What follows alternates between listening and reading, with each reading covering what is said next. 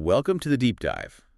Today we are cracking open the financial snapshot for FUBO's Q3 2025.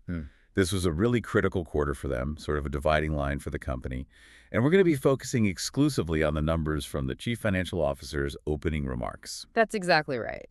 Our whole mission here is to really dissect the standalone financial health of FUBO right before they close that massive, massive deal. The combination with Disney's Hulu Plus live TV business. Exactly. So you can think of this quarter as the last clean look at their foundational strength before that huge transformation. Right. So we're skipping the big strategy talk, all the operational narratives. We're diving straight into the P&L, the balance sheet metrics. Yeah. We really want to know, did they build a disciplined, viable business before they merged with a major competitor? Let's unpack it. So let's start with scale. Management seemed pretty proud of their subscriber count. They were. They immediately showcased their scale, noting that they hit their highest ever third quarter subscriber count. So, a huge operational goal, even while this merger was looming. Okay, give us those core North American numbers. So in North America, they reached 1.63 million paid subscribers. That marks a modest but, steady 1.1% increase year over year. And revenue? On the revenue side, the North American total revenue was $368.6 million. Okay, wait a minute. Hold on. That number, the $368.6 million in revenue, that's actually a slight 2.3% decrease year over year. It is. So that's an immediate, red flag for anyone tracking this. How do you grow your subscriber base but see a dip in the revenue you're making from them? And that is the crucial financial contradiction here. When subscribers go up, but revenue goes down, it means one thing. Your average revenue per user, or ARPU, is falling. So they're getting less money from each person. Right.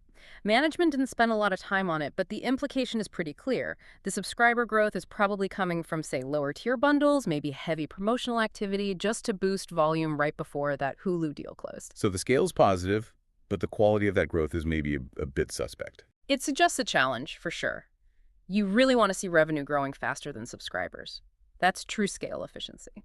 Did they give us any sense of their rest of world footprint? Is that still a thing? It is. The rest of world operations are still active. They reported about $8.6 million in revenue there and finished with 342,000 paid subscribers internationally. So a small slice of the pie. A very small slice. It shows they're maintaining that international baseline. But for now, all the company's focus and financial stability, it's all driven by North America. Okay, so let's move to where the CFO's narrative really pivots. It feels like a shift from just pure growth to operational discipline. Tell us about the most critical profitability metric they highlighted. And maybe, for those of us who aren't finance experts, break it down for us. Right. The major takeaway is the profitability turnaround, and they measured that using adjusted EBITDA. So to put it simply, you can think of adjusted EBITDA as how much cash the company generated from its core streaming operations. What they actually pulled in before you factor in big one-time costs or debt payments or any of the complicated accounting rules. Okay, so what was that number? They achieved positive adjusted EBITDA of $6.9 million. And that's a big deal because it's a year-over-year improvement of more than $34 million. Management really underscored that this is their second consecutive quarter of positive adjusted EBITDA. They called it explicit evidence of the strength of our cost discipline and the scalability of our model. Okay, 6.9 million is positive, which is definitely a milestone. But compared to a revenue base of almost 370 million, that's a pretty slim margin, isn't it? It is. Is that truly scalable profit, or is it more of a, let's say, a proof of concept that they can be profitable if they really, really try? I think it's absolutely more of a proof of concept right now. Look, for a company that was historically just burning cash for growth, reaching even 6.9 million proved the model can work. It proves the lever works. Exactly. They've shown their internal controls, especially on what they spend on content, are effective. The next challenge, particularly after the merger, is proving they can grow that figure in a big way. And that cost discipline didn't just stop at EBITDA, right? How did it affect the rest of the business? Oh, it impacted the bottom line dramatically, the net loss.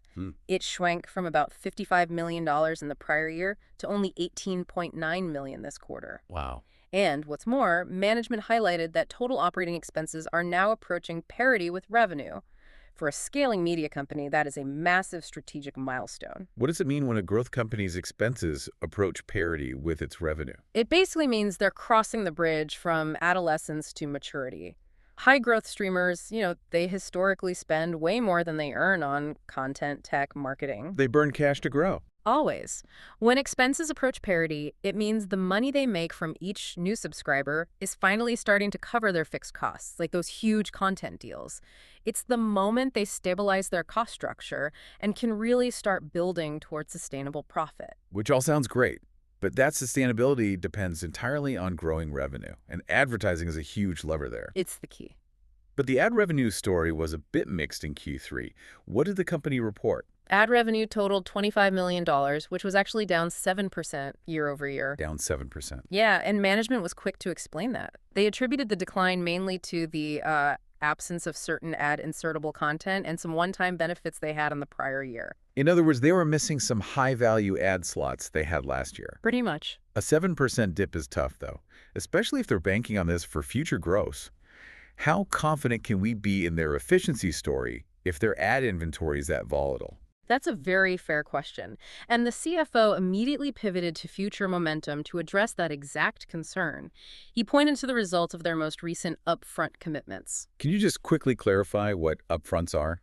Certainly. Upfronts are when major advertisers buy big blocks of airtime, sometimes 6 months or a year in advance, to lock in their rates and their inventory. It's a really key indicator of future advertiser confidence in a platform. Okay, so what do the numbers show? The company revealed that upfront commitments for the 2025-2026 cycle were up over 36% versus last year. 36%. That's a staggering jump. So that suggests the Q3 dip really was more about timing than a fundamental demand problem. It seems so. And a third of those massive commitments came from advertisers who were totally new to the platform. Okay, that's a good sign. But the most insightful metric, for me at least, was their performance in non-traditional formats. Management pointed out that non-video ad formats, things like pause ads and branded activations, they grew over 150% year over year. What exactly is a pause ad? It's a key part of this whole connected TV innovation. So, instead of having just a static screen when you hit pause during a stream, a full screen branded image appears. So the advertisers can reach you even when the content is paused. Exactly. That 150% growth rate reinforces that the stickiness of these creative CTV formats is really accelerating beyond just your standard video ad. Okay, so we've talked about profitability, but we need to transition from, let's say, paper profit to actual cash in the bank. The reality check. For any listener, understanding the difference between positive adjusted EBITDA and negative cash flow is just crucial. Right. The company was efficient on paper, but how did that translate to available cash? What was the snapshot the CFO provided? The cash flow metrics showed mixed results, and here's that critical contradiction we talked about. While operational profit was positive, the net cash used in operating activities was actually $6.5 million. This was a $9 million increase in cash used compared to last year. So let me get this straight. They were making more profit, but somehow burning more cash. That just seems counterintuitive. How did they explain that gap? They attributed it mostly to working capital timing. Okay, break that down. So working capital basically tracks the short-term cash you need to run daily operations. It's how fast you pay your bills versus how fast you collect the money that's owed to you. Right. In Q3, they used more cash because they were likely paying their content providers or tech vendors faster than they were collecting cash from advertisers or users. So it's a timing issue. It's a timing issue, and that drove their free cash flow to negative $9.4 million. It's not necessarily a fatal flaw, but it does mean that positive EBITDA is not yet translating directly into cash piling up in the bank account. So the efficiency is there, but the immediate cash needs for the day-to-day business remain high. Given that, what was their safety net as they headed into this massive merger? Well, despite those working capital swings, they entered the quarter with a very solid liquidity position. They cited over $280 million in cash on the balance sheet, Which gives them flexibility. It ensures they have the financial flexibility they need to execute the integration of the Hulu Plus live TV business without any immediate stress. So what does this whole deep dive mean for you? The CFO's opening remarks painted a picture of a company hitting 2 consecutive quarters of positive adjusted EBITDA, proving its model could be scalable and getting its expenses to parity with revenue. They really established a disciplined, standalone financial health right before they made the biggest strategic move in their entire history. And the CFO concluded by saying they are now a stronger scaled player, positioned to deliver sustainable profitability and long-term shareholder value. You've seen the internal efficiency they built. They solved that profitability proof of concept, but they still face that ARPU pressure and those cash flow timing issues.